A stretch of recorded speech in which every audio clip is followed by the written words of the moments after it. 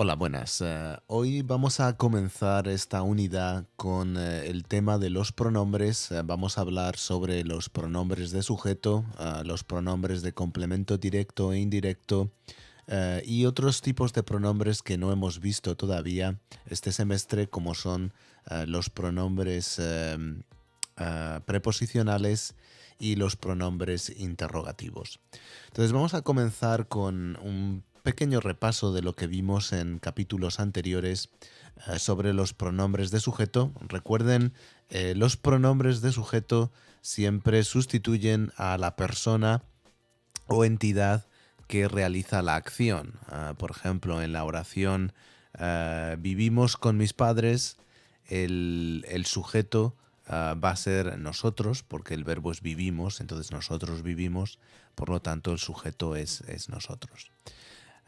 Como les expliqué en la primera unidad, generalmente no es necesario incluir el pronombre de sujeto en la oración.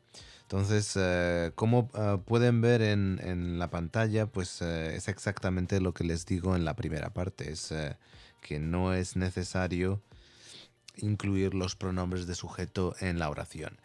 Hay algunas excepciones. La primera excepción es, por ejemplo, cuando queremos hacer énfasis en el pronombre. Por ejemplo, imaginen que decimos yo lo hice y ponemos énfasis en ese yo. Yo lo hice. I, myself, did it, ¿verdad? Esa sería la forma de decirlo básicamente en inglés, ¿ok? Después, también los vamos a utilizar cuando hay un cambio de sujetos en oraciones consecutivas. Puede ser o bien dentro del mismo párrafo, no tienen por qué ser exactamente consecutivas. Pero si decimos, por ejemplo, él compró el pan y ella compró la bebida, por ejemplo. No sé, es un ejemplo, ¿verdad? Simplemente. Entonces, en el primer caso, lo que tenemos es el pronombre él y en el segundo el pronombre ella. Entonces, como variamos, como cambiamos los pronombres en dos oraciones consecutivas, es necesario hacer explícito el pronombre. De cualquier otro modo no sería necesario, ¿verdad? Entonces, vamos a continuar. El siguiente es cuando utilizamos la forma usted o ustedes. Con este pronombre generalmente no omitimos el pronombre. Por ejemplo, si quisiéramos decir usted vive en Watterson. Entonces, como estamos utilizando el pronombre usted, pues en este caso no podemos omitirlo, porque con cualquier otro pronombre en una oración como esta omitiríamos el pronombre de sujeto, ¿de acuerdo? Entonces, esto en cuanto a los pronombres de sujeto. Después vamos a hablar sobre los pronombres de complemento directo e indirecto, que, bueno, pues son unos pronombres que hemos visto brevemente también en la unidad anterior. Entonces, en cuanto a los pronombres de complemento directo y complemento indirecto, recuerden que la única diferencia en español es que en la tercera persona el pronombre es lo y la, mientras que en la tercera persona de los complementos, de los pronombres de complemento indirecto, es o va a ser les. Entonces, el complemento directo, el pronombre es lo, la, y en la tercera persona, en complementos indirectos, el pronombre es le. Por eso es muy importante que sepan distinguir entre lo que es un complemento directo y un complemento indirecto, porque de otro modo probablemente cometerían algunos errores a la hora de elegir el pronombre adecuado. Cuando tengamos dos pronombres, un pronombre de complemento directo y un pronombre de complemento indirecto, en español el pronombre de complemento indirecto aparece primero y el pronombre de complemento directo aparece después. Con las terceras personas, por ejemplo, recuerden que him en este caso sería le, ¿verdad? Pero vamos a cambiar ese le y lo vamos a cambiar por se para evitar esa cacofonía entre le y lo. Entonces, digamos, se lo compraron a él. Pero si fuera, por ejemplo, they bought it for me, entonces sí que sería me lo compraron a mí. ¿Ok? Esto es simplemente repaso de lo que ya vieron en 116. Después, la repetición de los pronombres. Recuerden que con complementos indirectos necesitamos especificar cuál es el complemento indirecto con una frase preposicional. Por ejemplo, si decimos se lo di, ese se no nos da suficiente información. Entonces necesitamos a Juanita, la frase preposicional, para clarificar esa idea. En español recuerden que siempre que tengamos un complemento indirecto, generalmente necesitamos el pronombre de complemento indirecto y después la frase preposicional se utiliza para clarificar cuando el pronombre es ambiguo. Con complementos directos y complementos indirectos, siempre que estemos dando la respuesta a una pregunta, necesitamos la frase preposicional y, si quieren, también el pronombre.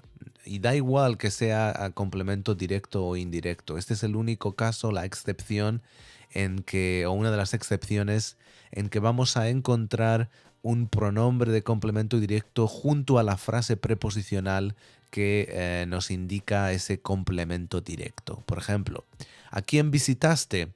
La respuesta sería a ella o a ella la visité. Y en este caso repetimos el pronombre y la frase preposicional. Recuerden, excepción, porque generalmente con complementos directos esto no es necesario.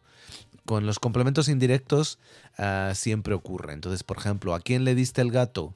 A ti te lo di. La frase preposicional también es necesaria en este caso porque estamos respondiendo a una pregunta que justamente nos preguntaba por el complemento indirecto en este caso. ¿A quién le diste? A ti. ¿A quién visitaste? A ella. ¿Ok? Y con la tercera persona del complemento directo o indirecto a veces se utiliza o se repite el pronombre o la frase preposicional, perdón, para clarificar. La vi a ella o le vendí el carro a ella. Pero solamente con la tercera persona. Los complementos directos, por ejemplo, nunca diríamos a ti, perdón, nunca diríamos te vi a ti. También pueden decirlo para énfasis, pero generalmente solamente diríamos te vi. ¿Okay? Y lo mismo con los complementos indirectos. Le vendí el carro a ella, pero si dijeran te vendí el carro, probablemente no dirían a ti, a menos que quisieran hacer ese énfasis en a ti. ¿Okay? Por último, el pronombre neutro lo, recuerden que lo vamos a utilizar en estos casos que tienen aquí. Con el verbo saber no puede aparecer por sí solo, entonces para responder a una pregunta, ¿sabes quién es Pedro? Sí, lo sé, o no, no lo sé. ¿Okay? Entonces necesitamos ese pronombre en español porque el verbo saber nunca puede aparecer por sí solo en una respuesta. So in English you say, do you know it? Yes, I know, o yes, I do. ¿Okay? En español nunca dirían I know, dirían sí, lo sé. ¿Okay? O lo mismo con el verbo estar, con el verbo ser o con el verbo parecer. ¿Estás embarazada? No, no lo estoy. And again, in English you would say no, I'm not. But in Spanish you need to have that neutered pronoun because estar cannot appear by itself on the answer for a question. ¿O eres americana? Sí, lo soy, o no, no lo soy. ¿Parezco irritado? Sí, lo pareces, etcétera, etcétera. ¿Okay? Entonces, esto en cuanto a los pronombres de complemento directo e indirecto. Recuerden lo que estudiaron en 116 y 115, que en español la posición de los pronombres de complemento directo e indirecto siempre va a ser delante del verbo conjugado o también puede aparecer detrás de formas no personales como el infinitivo o como el gerundio, ¿de acuerdo? Por ejemplo, si dijeran I'm going to buy it, podrían decir en español, déjenme que lo escriba para que lo puedan ver, pero en español, por ejemplo, si quisieran decir una oración como la siguiente, sí, por ejemplo, I'm going to buy it, ¿ok? Entonces, en este caso tenemos una expresión que utiliza un verbo en infinitivo, que es to buy, ¿verdad? Entonces, en español diríamos voy a comprar. Voy a comprar, esa sería la traducción. Y ahora, ese it que tenemos aquí lo podemos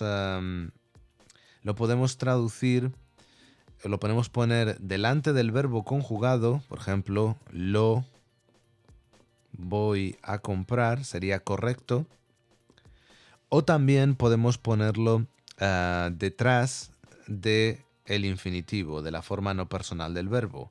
Y en este caso podríamos decir voy a comprarlo, ¿okay? Entonces lo añadimos al final de la forma no personal. Si solamente tuviéramos una forma no personal, porque, no sé, porque algunas veces aparecen frases preposicionales por sí solas. Imaginen que tuvieran la oración I saw her, no, I call her. Luis. So, perdonen. I call her after seeing her. Seeing her at the party, por ejemplo. Entonces, en este caso, la primera no tiene ninguna duda, ¿verdad? Porque la primera parte es un verbo conjugado. Entonces diríamos la llamé.